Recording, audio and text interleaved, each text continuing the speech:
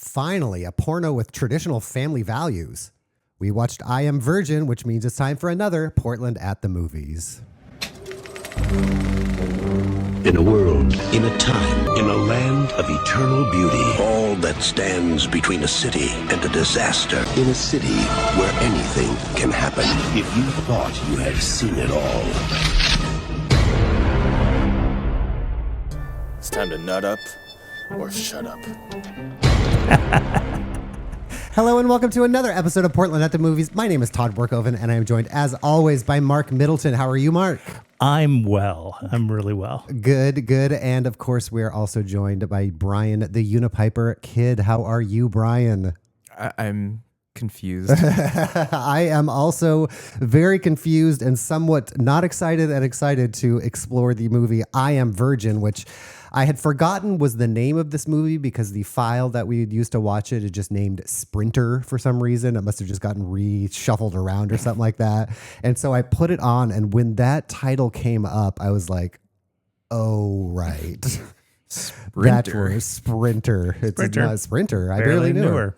But before we get to this movie, question mark, we delayed the recording of this because, Mark, you were sick last month and you were fresh off of the Hump Film Festival. And we thought that would dovetail, so to speak, into this movie discussion as well. So, yeah, I'm very curious. We have yet not talked about your experience at the Hump Film Festival. So please tell us. Humpfest is awesome.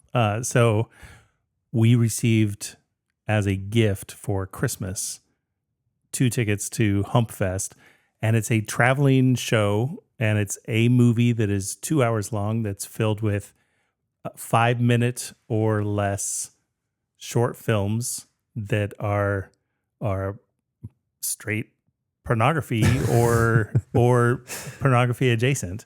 And so they're all sensual or there's comedic ones that are cartoons. There are things that are very suggestive, and then there's straight up like and like Paingasm was one of the I more can't wait for shocking our versions. first video on YouTube to be immediately taken off of YouTube. Is there a rule with the festival that it is locally made things or not? Oh, that's what I always thought it was. I had always thought that was. It's as not well. a Portland thing. So I knew it was traveling around, and Dan Savage is one of the founders because it's been around forever. So they receive inputs from all over the world. There were 2 that were from Germany. And they were very German. They were, imagine now it's time for Sprockets for How We Dance. Imagine exactly what you would think of a German porn short film, and that is exactly what happened. 2 of them. It was very efficient. It's very efficient. For some reason, I thought that the Hump Film Festival was all local Portland movies. As did I. Nope. As did I. But it was the kickoff of the, like they show in 65 cities around the United States or something like that. Oh, wow. And this was the kickoff. And so the crowd is also not what you would imagine. It's everybody. It is all shapes, sizes, types, ages, age. It's 21 and up. Well, yeah. Yes. But yes, all ages. You can bring your children. Except for that. Don't bring your children. And it was hilarious and shocking, but none of them are long enough for you to be in that state for very long. So if something's making you really uncomfortable, it's going to be over in under 5 minutes, and you're going to be, and so they paced it really well as well, so that you've got kind of shocking hardcore things next to an animation of what are the insects? Kangaroo. Oh, praying mantis. Praying mantis that kills the husband after sex. So there was a animation of that whole life cycle. Oh, funny. That was comedic. There was a standout, hilarious one that had 0 graphic sex in it at all. It was just suggestive, and I loved it. So was it weird to be in a theater full of people watching hardcore pornography? I mean, Dan Savage was there and introduced it, and so it was. It felt legit. It felt legit and a little, we're all in this together, right. Titillating, but and so there's a couple ground rules of like, don't be an asshole, basically. And so if you shout out to, hoot and holler and have fun, but don't like say something mean or anything, you'll be out of there disgusting. So fast. Yeah. Right. You'll be out of there really fast. Right. And so interesting. It was well produced. They do 2 a year because they received over 240 submissions last year. And can you imagine having to go through? So they've got a whole screening board. It's been going since the 80s. Wow. Yeah. So it's been going a long time. And so I guess, part of me thought event. It was both local, but I guess I always thought it was not contemporary, like it was old found footage or like I always thought that they were made specifically for the festival, and then they were like never shown again or something. Pretty much that seems to be the vibe. Is you can submit your own. They have a form on the website, and so there's Portland at the movies entry into the Hump Film Festival. Wow, that's fascinating. Hump Fest Film Festival. Would you do it again? Yes. Oh, okay. Well, there we go. Yeah, it was. It was a fun evening. Honestly, like it wasn't like creepy or that. Yeah, it was kind of a silly. That'd be an incredible first date activity. Yeah, I mean, you're gonna have some stuff to talk about that's kind of important afterwards. The boundaries will be made clear immediately. Totally. There will be a debrief, mandatory. I think it would be a great first date. Oh, that's so funny. Well, what would not be a great first date would be 2010's I Am Virgin, which is a parody ? Of I Am Legend. Of course, the classic novel, and I'm guessing was hot at the time from the Will Smith remake of I Am Legend in the mid 2000s. So let me explain. Okay, yes, please, Brian, as the picker of this movie. Straight up, I did not know this was like straight up porn. I thought so. There's another movie that's been on our list since day one called Stripperland. Yes, which is like made as a parody of Zombieland. Right. And I always thought that movie was likely a sex positive comedy. Now I'm assuming it's also probably just porn. But this movie, I stumbled across it. It wasn't on our radar necessarily, and it was from the same director as Stripperland. Yes. Stripperland is the follow-up to this film. Yes, and it's funny because Stripperland is a movie that I was kind of familiar with because it was being made. I remember it being talked about on Rick Emerson's show because who was it? One of his producers or one of his interns was the marketing publicist for this movie, and I think worked with this next movie. But what I found fascinating, and my opening joke of this being a porn with traditional family values, which we will get into. Yes. The director is Sean Skelding, who's also one of the writers. And one of my notes throughout this that we will get into is who is this movie for, honestly? Yeah. Why? But it boils down to one of my compliments for this movie is like I do think there are parts of it that are really well made, and one of them I kept talking about, and I have on my screen here, which is kind of a shot of him, of our main character driving down. Okay, not that, but like driving through the streets of Portland. Everything's all decrepit. It's we'll get into it, but it's a post-apocalyptic type thing, and he goes down to the montage area underneath the freeways there. And look at the set direction on that. Yeah, it looks straight out of The Walking Dead. That is amazing. I mean, that could be, and there's a couple times where I'm like, some of this stuff seems more carefully and well made than like modern Marvel movies that just are crapping out bad things. But like, to their credit, or to your somebody's credit, anyone's. right now, it kind of looks like that. But they just put up tiki lights. I had that joke written down that they could have just waited a decade and Right. they wouldn't have had to do anything. But when I looked up, Sean Skelding, not only have we done movies that he's worked on before, we will be doing them in the future because he has been the set director in the art department for Free Willy, Maverick, Party of Five, Mr. Holland's Opus, Independence Day, Desperate Measures, Twilight. Desperate Measures, is that different from Extraordinary Measures? Oh, it is. Oh, I thought, yeah, I'm sorry. I thought that was Extraordinary Measures. I'm sorry. That is just Desperate Measures. My bad.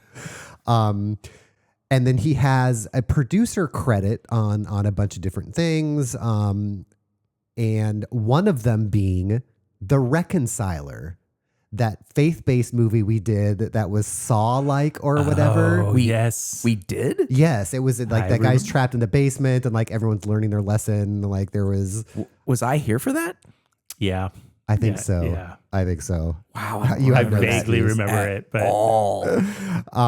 This was the cut. Well, we don't watch the covers, I guess, but like that's what that was. But like I said, a faith-based movie, which the director of this produced, and this movie has a weird sense of family values too. Even though It was weird. it was, and so what the weirdest thing for me is not only like who is this movie for, because it kind of feels like if you cut out all of the porn elements of this, it would be a fairly like quote unquote normal, low budget I Am Legend movie. Like we'd be like, all right, there Right. are elements that are well made. There aren't, I get it. It's running on one joke instead of like vampires and zombies. It's, strippers. right. Totally. That's totally. the joke.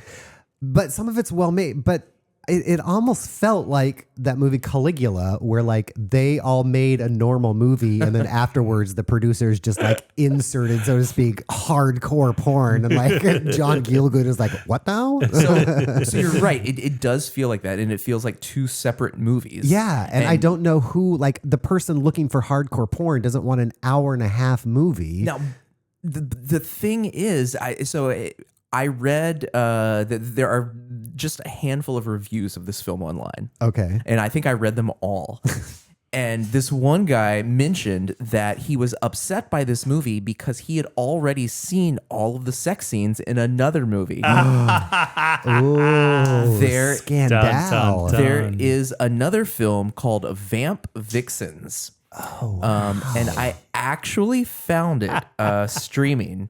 And sure enough, all of the sex scenes from Vamp Vixens are the sex scenes from this movie. And the only difference is they are tied together in this wraparound interstitial segments featuring another vampire, and she introduces each of these sex oh my scenes. gosh. And so the review was upset that I Am Legend just took these scenes and put them into I Am their Virgin. own movie. Sorry, I Am Virgin, yes.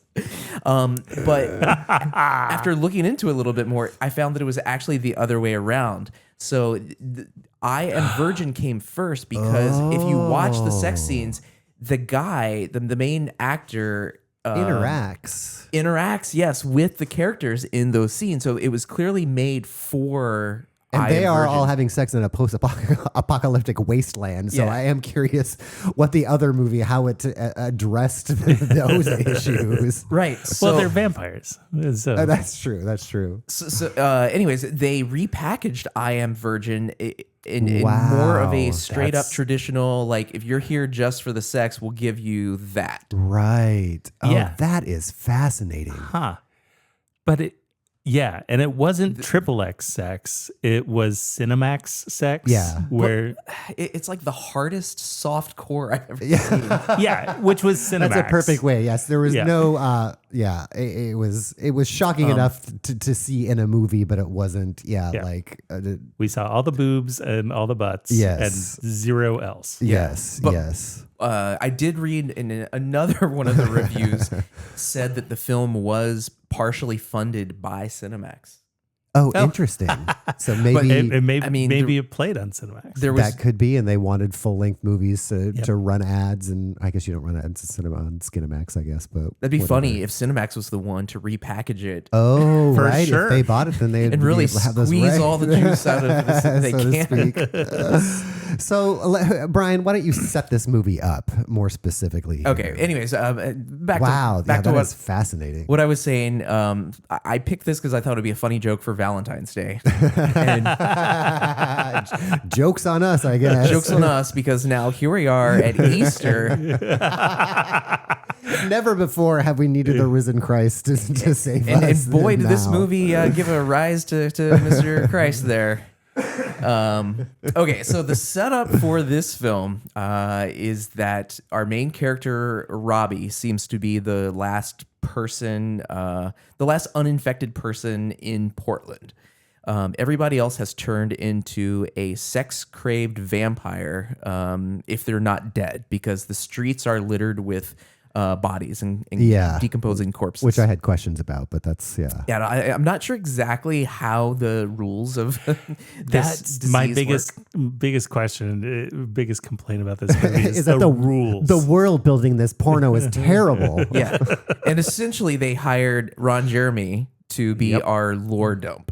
Yes. And it didn't even seem like he understood the lore all that much because like he was also, so some people are sex crazed vampire. Like we get at the very beginning of this movie, we get like a stock footage, this worldwide pandemic, like all those things, people riding in the streets, blah, blah, blah. Very much like the Dawn of the Dead remake by Zack Snyder. Right. I was kind of wishing I was a little more familiar with I Am Legend, the movie, to see if this tried to adhere to that. So, but yeah, it opens with all that footage and it did like a really good job of like setting that vibe and stuff like that. But you're hearing kind of news update voiceover saying things like, nymphomania, nuclear weapons, devastated Portland, vampires, naked citizens, nicknamed sexy, drinking blood. Air traffic controllers caught engaged in sexual acts.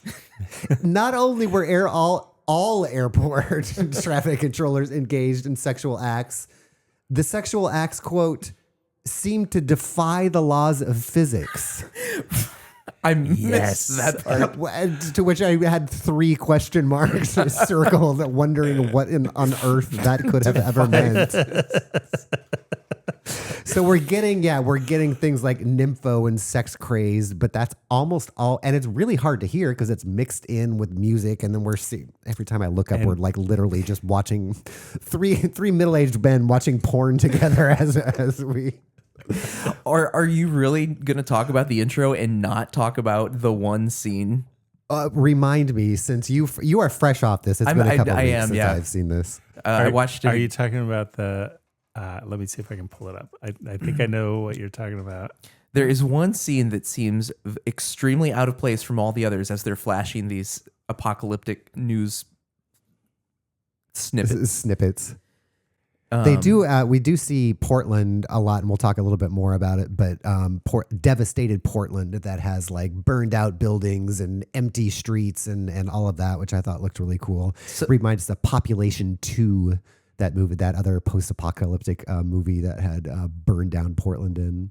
So there's this one scene where there's like 3 strippers antagonizing what kind of looks like the main character. And one of them starts walking towards him, and she's naked, and he starts peeing on her. What? And she bursts into flames. What no. I don't think that's what happened. You don't think that's what happened? No. So okay. So okay, this is it. He is antagonizing them. They are in the shadow.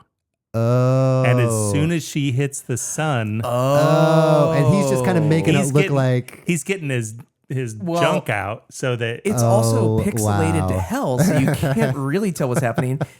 I think most people seeing that for the first time would think that he's peeing on them, and then they're exploding into flame. I was like, that is the movie I want to see. That's a cinematic universe I can build into. But I did think, again, going back to like, I loved all the devastated looks at Portland, like all of everything. Okay, yeah. Yeah, all of those scenes, their set dressing consisted entirely of fake ivy and crumpled up newspaper. but as you pointed out, to its credit, it kind of works. It does. And like there's a lot of these, we're looking at this one where like there's a lot of empty streets, but our character is still driving his car down them. So like they're either compositing that into empty streets in the middle of the day. Sunday morning. They're compositing it into a photograph of an empty street. Because if you watch closely, there's a scene where the car is going across the bridge and the car is moving in front of the framework of the bridge that it should be behind.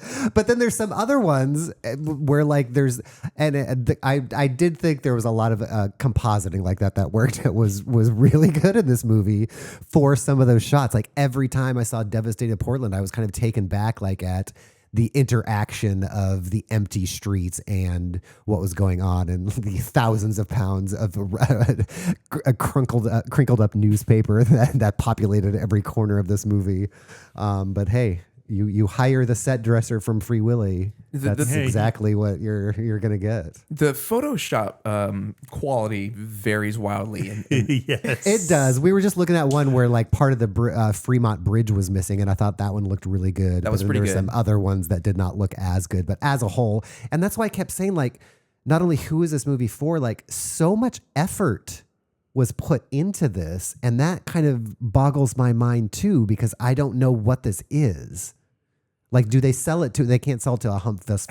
like who is the end user? I guess of this besides guy on internet who is upset that he's seen all this porn before. Right. That seemed to be the consensus amongst the reviews that I read is that they're like, if they wanted to commit to making porn, then they should have just made porn. Right. And it was almost like, yeah. Are you enjoying this for the stupid lowbrow parody aspect, or are you enjoying this? Just loving the scissoring. This must have been the part of my notes where I wrote aggressive scissoring because we are re-experiencing that at the same time. But yeah, the scenes just go on and are very basic, what you would expect in a vampire porn movie, I suppose.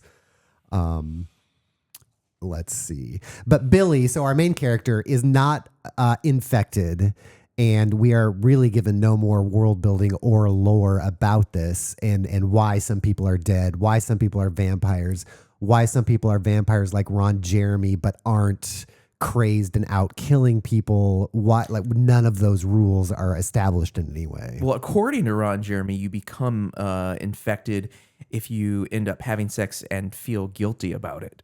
Oh, and that's what turns you bad. That's what turns you bad. Yeah. Okay. So it's possible. And which Ron Jeremy admitted he was bad. He had been turned to a vampire at that moment. Okay. As soon as he felt guilt.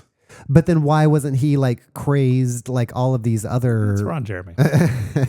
Yes. By the way, Ron Jeremy shows up in the third act of this movie. I think I got it, Todd, because when you become infected, you are sex crazed. And if you noticed in Ron Jeremy's house, he had like piles and piles of porn DVDs. Yeah. So that's like the equivalent of a vampire drinking like the artificial blood or something to stave off his cravings. And then at one point he mentioned something about like the main character wants Ron Jeremy to accompany him on his quest, and Ron Jeremy's like, "Nah, I'm fine here with my right hand and my porn." Yeah.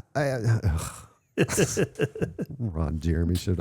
I do have a story involving me, Ron Jeremy, and Portland all at the same time when I almost hit him in a parking lot. Wait, go on. That is almost the whole story there. I was going to I must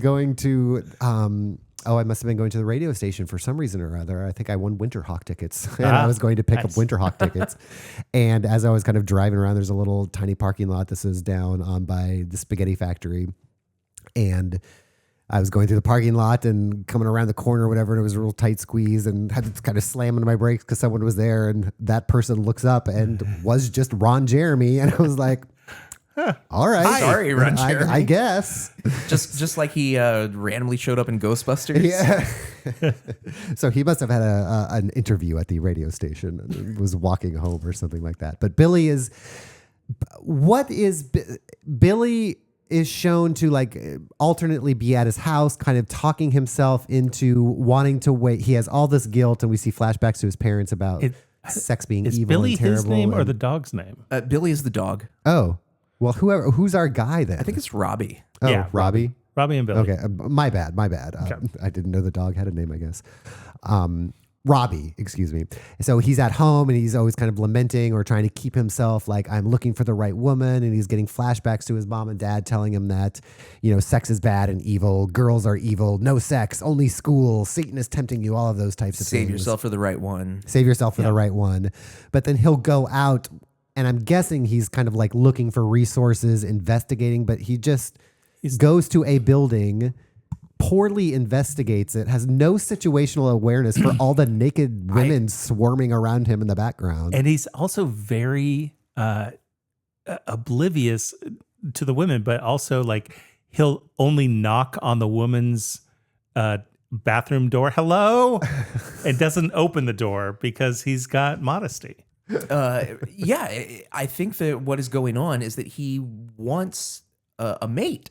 And he's out there looking for an uninfected woman, and he's constantly being tempted by the vampires. So that's why he's going out. Is to look for an uninfected girl, because he really does. This is like No way, Jose. It's an 80s sex comedy because it's all about him losing his virginity. It really is. But because of his parents, he will not. He's saving himself from the vampires. Huh. He's pure. And that's why we never see him with his shirt off, despite my cravings.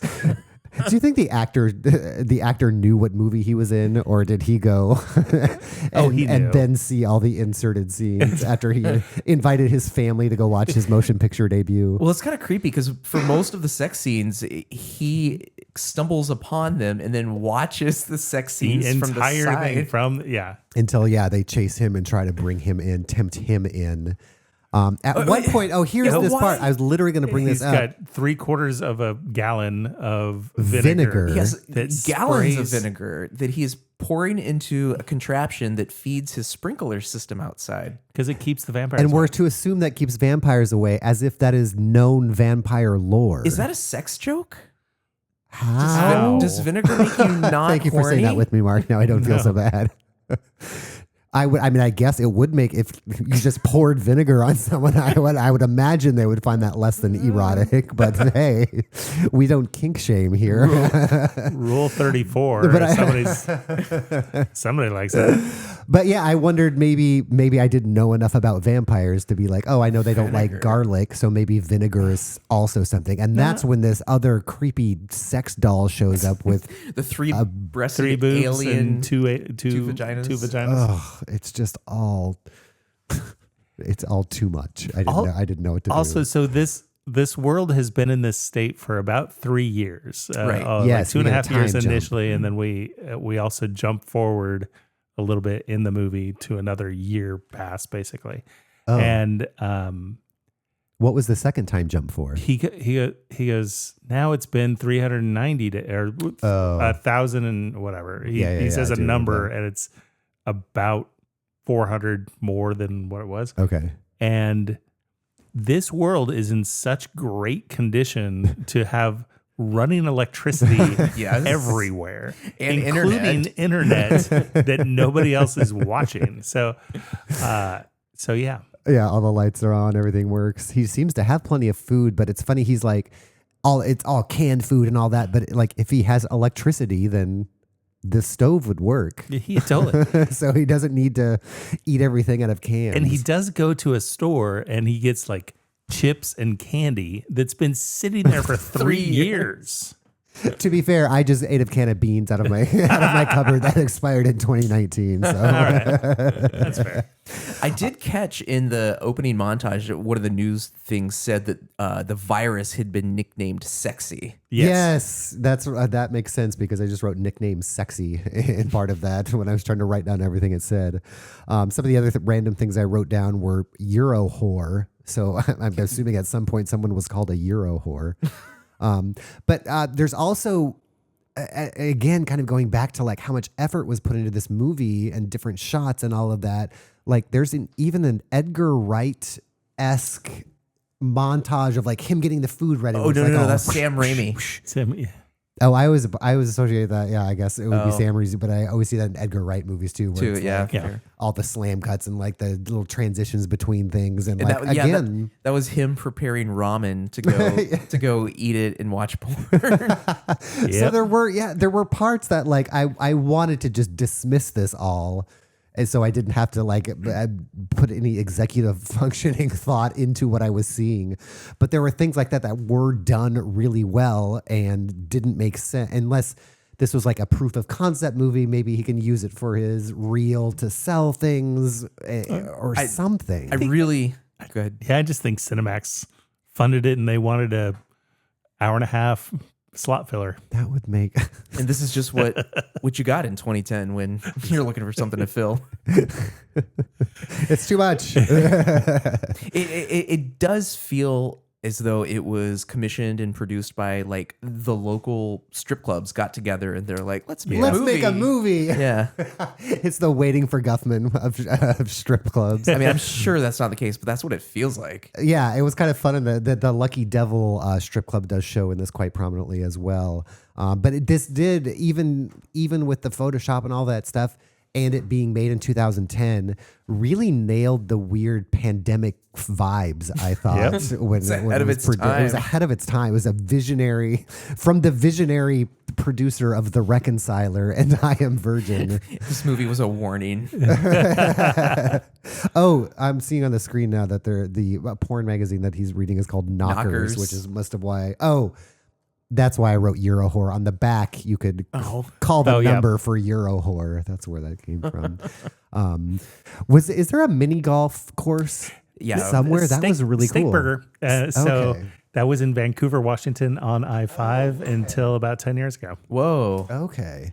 Yeah, I saw Vancouver was listed in the credits. That's crazy. Yeah. So at one point that was actually a fun scene where which was also owned by a Christian family. The mini golf. Yeah. Did it close at some point? Maybe Did this they is film like it abandoned? No, it's not abandoned. You know, it was open when they filmed it because all the topiaries were like nicely trimmed, and then there was like a strip of ivy over it, and it's 1,000 pounds of newspaper. I was going to say, you know how when you go to AVN. No, the adult video awards or whatever. But there's always a booth there of people that are Christian groups that are trying to message to people in the industry. So they like pay for a booth. They pay for a booth and say like there's a way out or whatever they're saying. So I'm wondering if this is part of that ministry to find that target market, and that's why like all these other religious people are involved. Doubtful because the message is so harshly like right. It's never a positive experience of that's I've got Christ in my heart. It's working. It's working really well here. And I guess while it does not shame his virginhood or his wanting to wait for someone, it does clearly take shots at that guilt and aspect of it. It does come across as very sex worker industry positive. Yes. Yeah. Yes. And vampire positive. I don't remember this, thank goodness, but I did write there was a sex scene ... with dog food. Did I make that up? Oh, I know what you're talking about. She grabbed a pile of beef or something. You're right. Yeah, it looked like very shredded ground beef. Yeah, they're having sex, and then you see a hand reach into this bowl, and just pick up a. This not even the place to ask this, but have I been having sex wrong? I have to rethink everything. There was a Thomas guide in this movie. Oh, he was driving around the old map books that were thick, and I used them all into this area yet. Yeah, and I love seeing that because I use that all the time in my high school job. The old Thomas guides, and loved those. The St. John's movie theater. Let's talk about that. Oh, okay, yeah. And so at one point he goes to the St. John's movie theater to watch a movie.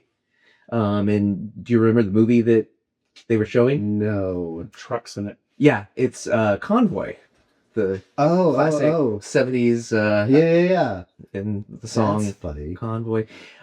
Anyways, I was in my mind, I was thinking because I recognized it, and they even had it on the marquee for the theater. It said, "Oh, we're showing Convoy," and I was like, "Well," and then they show the actual film in this movie, and I was like, "That's really weird. Did they like get permission to like show that? Because they could have just shown anything. Like it could have been more porn or whatever." At the very end of the credits, it says Convoy, courtesy of Cheesy Flicks Productions. That's the name of the production company for this movie. That production company bought the rights and owns the rights to Convoy? Wow. It must be because they were one of the. I bet this is a It's probably cheap. child of Cinemax. Like if they have an imprint deal or company. something. Oh, maybe Cheesy Flicks is their. Yeah. What a stupid name for that, but Stays under the radar, though. This is tied together in a very like a drama department having to use whatever is in the back room or whatever. They're like, here's our Cinemax box. You can rustle around it and see what we've got in there. Any other locations that are worth noting? There was montage under the bridge that we were talking about. There's kind of a lot of just kind of driving around in Portland. We're seeing Dan Lee Motors right with there. the neon sign on. With the well-maintained and very clean working sign outside their building. But yeah, Lucky Devil is in there. I don't know where these houses are, but there's all that ivy around the house. Some other random quotes I wrote. We're gonna need a bigger butt was one of the jokes. Oh, I thought he said boat. And I was like, that's not funny. That's a really dumb, but maybe I misheard it. And if he maybe I misheard it, just trying to make a sense See, of that would actually be a really funny joke. We're going to need a bigger butt. But I'm pretty sure he said boat. Oh, no, geez. Well, then never mind. Here he is getting gas at a working gas pump and gas station. I thought that was funny. There's definitely another movie that I've seen where it's a post-apocalyptic, but the person continues to pay for whatever. I feel like I've seen that. I watched that recently. I feel like I've seen that in a movie. Wasn't it in Severance? When the guy from South America is trying to get out. That's it. That's where I saw it. Yeah. Leaving money for people because he doesn't want to steal from them. Boy, I wish we had watched Severance instead. Oh, I think it was also in Pluribus. Wait, what? Oh, yeah, that's what sorry, I said Severance. I meant Pluribus. Sorry. Yeah. My Pluribus. bad. Well, it's time to nut up or shut up. So this is funny. Just really quick. I found this home theater forum post about the company Cheesy Flicks. Okay. And this person is like, "Oh, I see that Cheesy Flicks is putting out some DVDs that I really want anybody can comment on the quality of these or anything." And then they specifically call out they want to get their copy of Convoy from Cheesy Flicks. Whoa. And then down here they say that Convoy from Cheesy Flicks is a bootleg. Ooh. What? Controversy. I know. There's more to this story. Wow. We've unopened a convoy of... Sorry. Anyways. At one point after someone says drain the main vein. Oh, Ron Jeremy. John. Except Jeremy he was not did. talking about urinating. Right, which is the term I've always used. For Okay, that. good. Right. Okay, good. Yeah. Maybe I've been urinating wrong all these years. You don't use ground beef? So we're looking at the Here's the golf course. the golf course Overrun by ivy with the So established right on the McDonald's in other background. side of that Oh, there's Convoy. wall. Oh, there was Convoy, and he leaves there to go to Steakburger. And as he's playing at Steakburger, there's a wall, and that wall is I-5. And so, funny. on the other side of that wall is So the I-5. name That of is the mini dumb. golf was Steakburger? It was a restaurant called Steakburger that also had miniature It golf. was like a playland. That's cool.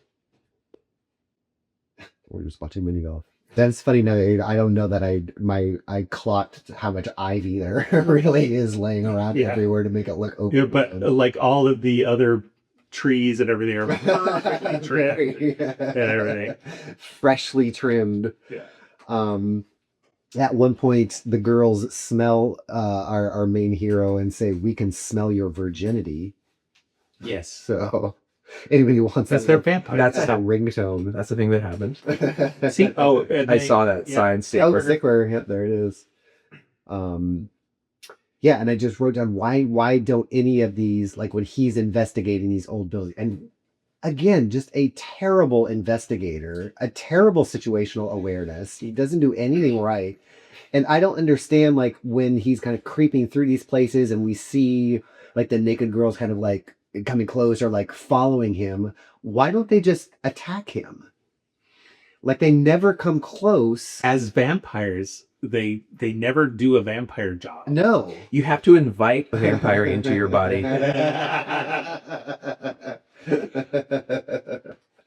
And yeah, maybe that somehow makes sense of the is there a link between the I can smell your virginity and putting vinegar virgin no Do virgins smell like vinegar? maybe I don't know. There were a lot of people in the credits of this movie. Like I thought it was going to be one of those things where it's like this is kind of the same guy's name over and over doing all these films, but there were so many people and I'm just so curious again. But if there's a wing of Cinemax that has to be involved in it, that would make sense why that would be a lot bigger. They do have the scene. Is this the one by the store? Oh, that was last month's movie. I was thinking there was a big scene by the storage. You store it, but on the Banfield, but that was not this movie, sadly. There's also,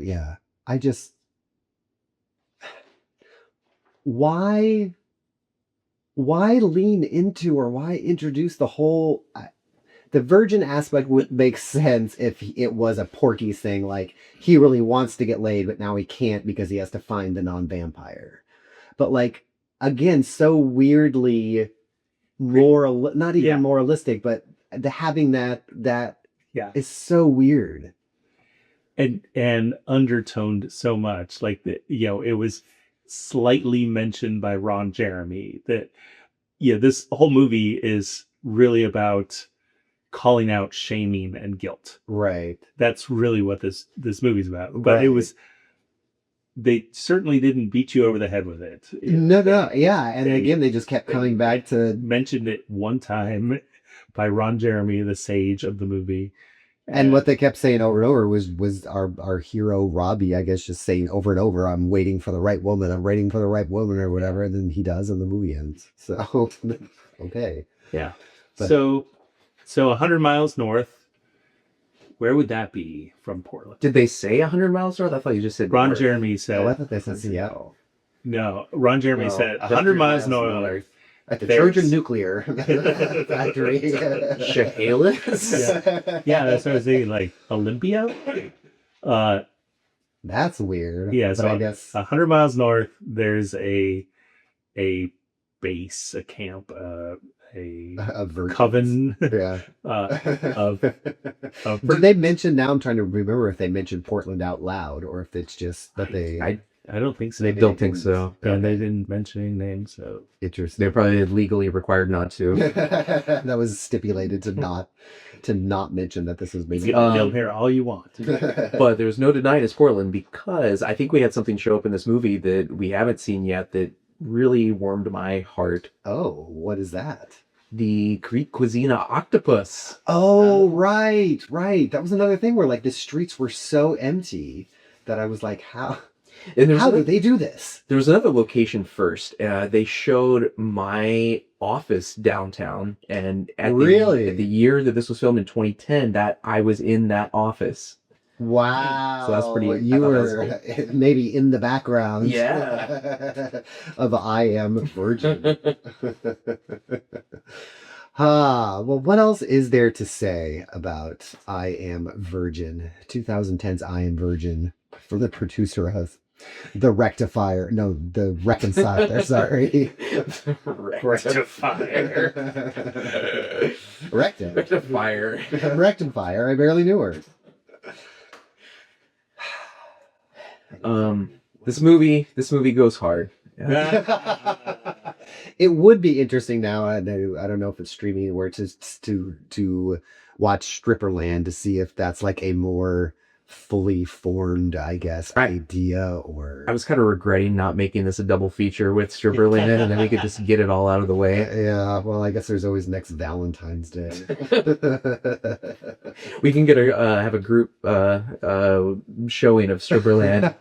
Invite our significant others. And we'll be opening for the Hump Film Festival next year by showing these two things. Yeah. Well, Brian, the Unipiper Kid, is there anything coming up in Unipiper Land that people need to know about? Yeah, I got what is that? The Salem Comic Con is coming up. That's right. It's called Mid Valley Comic Arts Expo. Yes, it's a mouthful. And that will be the perfect opportunity for everybody to come by and get your copy of Godzilla vs. Portland signed by the Unipiper. Ooh. This is the breaking. Do we, Mark, play a breaking news sounder of some sort? Quick, Pinky Doll. That was actually a quote from Stripper. Tell me more. What is that?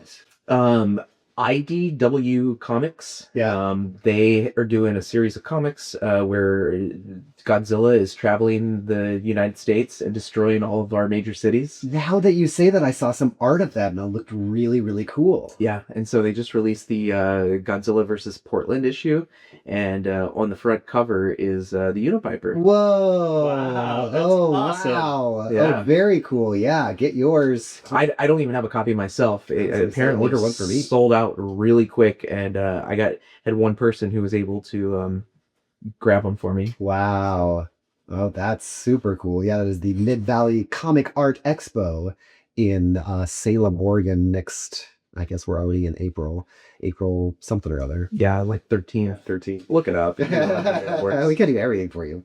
Mark Middleton, is there anything happening in your corner of the woods that you would like people to know about? Well, just the Mark and Toddcast that you and I do, and we're celebrating our 300th episode. That's right. And more than 11 years that we've been going, and crazy to think. Yes. So check that out. We will take you out. Oh, let's see if I can reconnect here. You can check out all of our other movies at portlandatthemovies.com. You can see locations from many of our movies, although not all of our movies since I'm not caught up yet, but at portlandatthemovies.com/map. Other than that, you can also hear our show on Fun Employment Radio, so go check that out. We will take you out with whatever song plays over the credits of this movie.